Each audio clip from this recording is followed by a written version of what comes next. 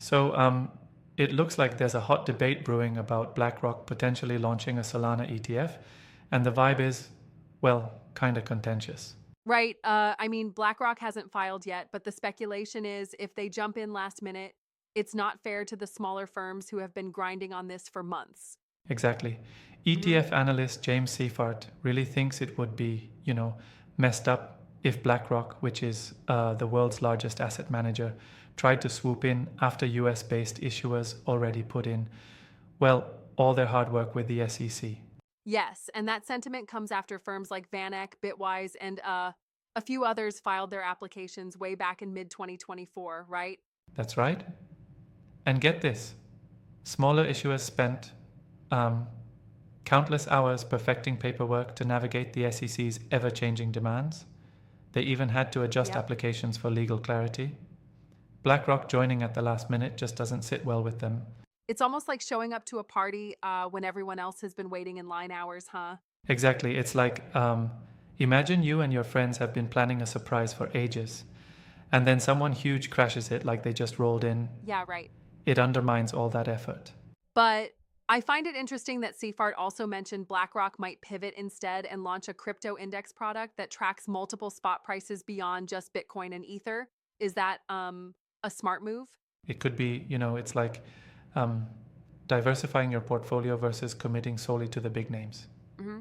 The analyst noted that around 90% of the crypto market cap is in Bitcoin and Ethereum, so if BlackRock doesn't file for that extra Solana ETF, it might not be a huge loss. That's a fair point. Although I would challenge that a bit.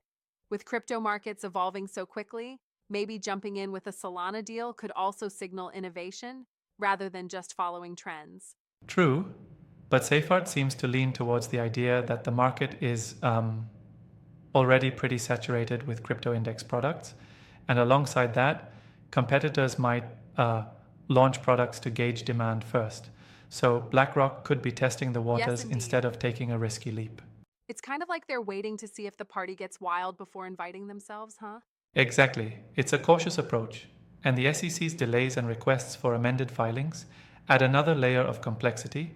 Watching how all these filings play out might tell us a lot about future regulatory moves. Mm-hmm. Regulatory shifts always keep everyone on their toes.